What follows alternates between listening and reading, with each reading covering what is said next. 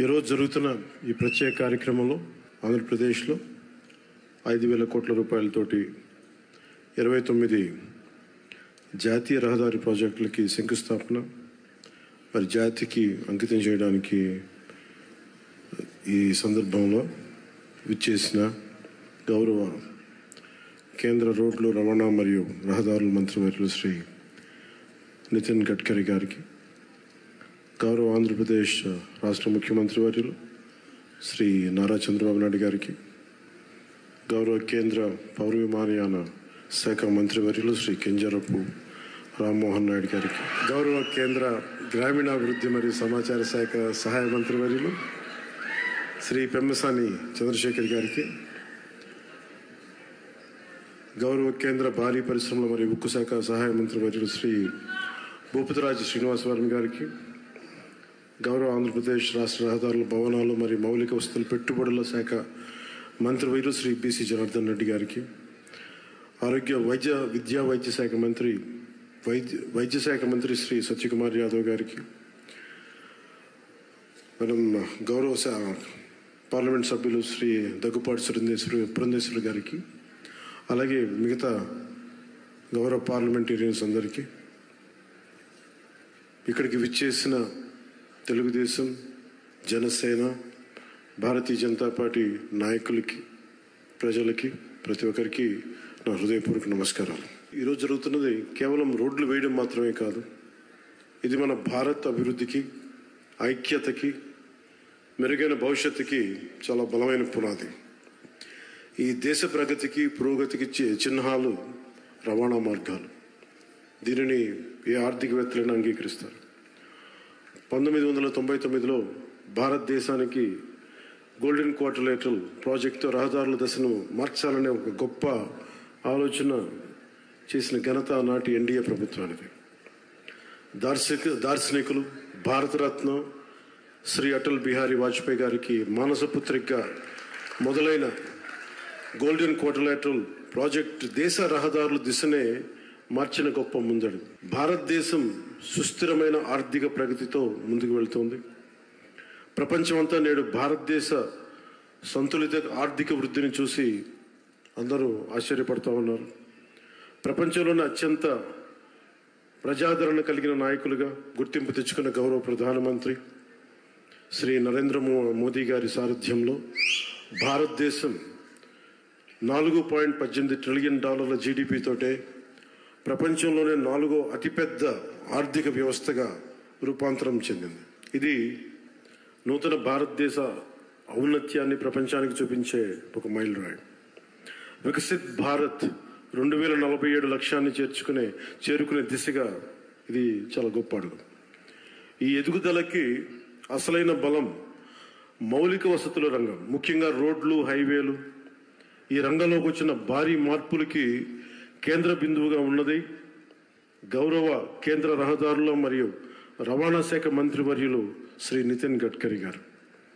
ఆయనకున్న దూరదృష్టి, పట్టుదల, పనితీరులోని ఖచ్చితత్వం ఆయనని ఎంతో ప్రత్యేకంగా నిలిపాడు. 2014లో దేశంలో జాతీయ రహదారులు 91,000 కిలోమీటర్లు ఉండగా ఇప్పుడు అది 1,46,000 కిలోమీటర్లకి పెరిగాయి.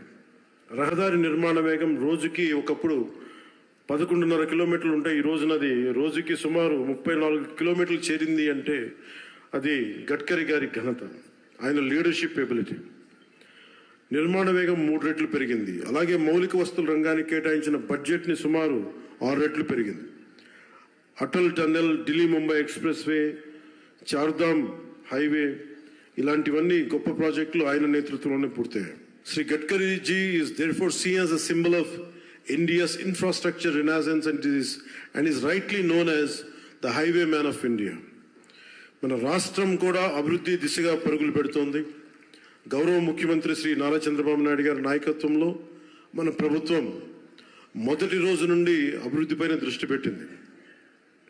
గత ప్రభుత్వానికి కేంద్రం నుండి సహాయం వచ్చిన రహదారి అభివృద్ధిపై సరైన శ్రద్ధ చూపలేకపోయారు.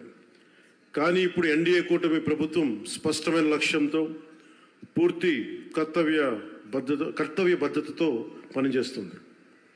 అలాగే జాతీయ రహదారుల నిర్మాణం తరహాలోనే మన రాష్ట్రంలో అడవి తల్లి బాట పేరిట గిరిజన ప్రాంతాల్లో రవాణా సదుపాయాలు కల్పించేందుకు కొండ రహదారుల నిర్మాణాన్ని కూడా ప్రారంభించాం. దీనికి మనందరం కూడా చాలా మనస్ఫూర్తిగా ప్రధానమంత్రి గారికి కృతజ్ఞతలు చెప్పుకోవాలి. పిఎం జన్మన్ ప్రధానమంత్రి జనజాతి ఆదివాసీ న్యాయ మహా అభియాన్ కింద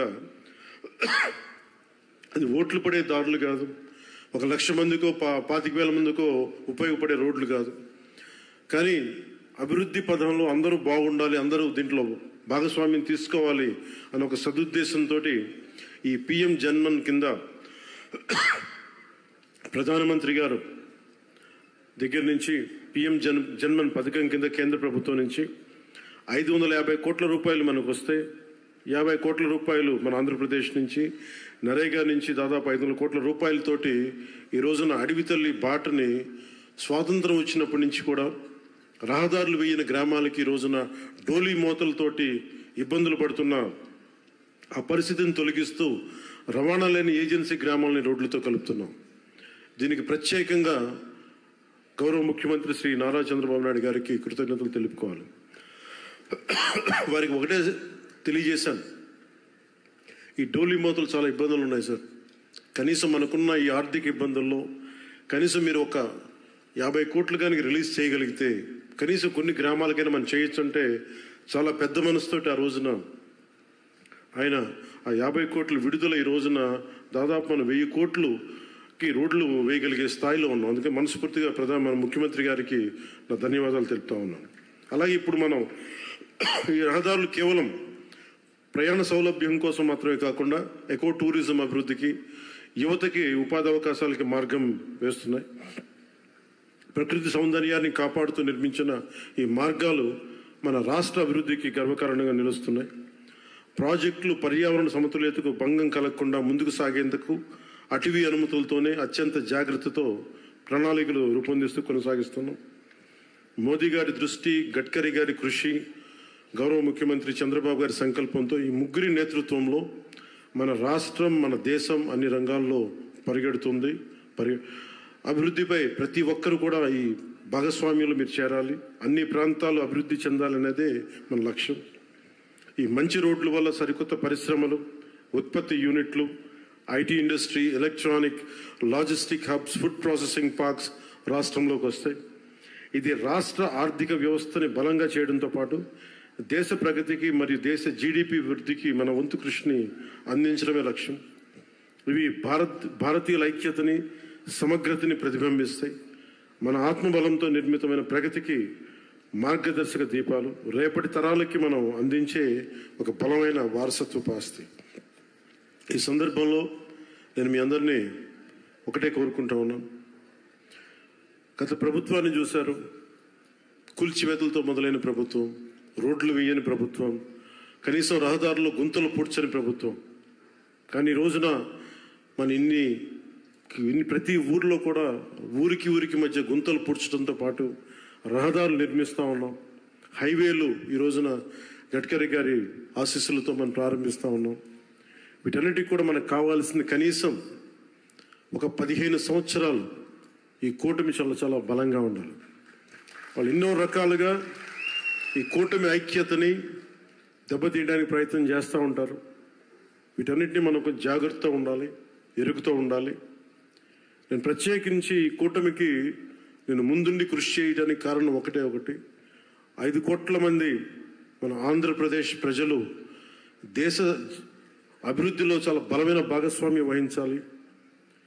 ఆంధ్రప్రదేశ్ ఖ్యాతి మొత్తం తెలియాలి. మన వెనకబడ్డతనానికి తిరిగి దాటుకుని అభివృద్ధి పదంలో పరిగెట్టాలని ఒక్క సదుద్దేశంతో నేను చేసిన ఈ ప్రయత్నం ఈరోజు సఫలమై ఈ రోజున ఇంత పెట్టుబడులు వస్తున్నాయి. ఎందుకంటే ఒక బలమైన నాయకులు కావాలి, చంద్రబాబు గారి నాయకులు కావాలి. దేశం మొత్తం ఒకటే తాటిపై నడిపించే బలమైన నాయకులు శ్రీ మోదీ గారు. వీరందరి ఆశీస్సులు ఉన్నాయి, వీరందరి కృషి ఉంది. దాంతోపాటు జనసేన నాయకులకు కానీ, తెలుగుదేశం నాయకులకి కానీ, భారతీయ జనతా పార్టీ నాయకులకి, కార్యకర్తలకి, ప్రతి ఒక్కరికి పేరు పేరున చిన్న చిన్న పొరపచ్చాలు ఏమున్నా కానీ వాటిని మీ స్థాయిలోనే సరిదిద్దుకొని నేను ముందుకెళ్ళాలి, కూటమిని బలోపేతం చేయమని మనస్ఫూర్తిగా నేను కోరుకుంటా ఉన్నాను. అందుకని మనస్ఫూర్తిగా మరోమారు ధన్యవాదాలు తెలియజేసుకుంటూ ఆంధ్ర అభివృద్ధి పదంలో రాకెట్ స్పీడ్తో వెళ్ళాలని మనస్ఫూర్తిగా కోరుకుంటూ ఇక్కడికి వచ్చిన మీ అందరికీ ప్రత్యేక ధన్యవాదాలు తెలుపుకుంటూ గడ్కరీ గారికి మరోమారు మనపూర్వక ధన్యవాదాలు తెలుపుకుంటూ సెలవు తీసుకున్నాను. జై భారత్, జై హింద్.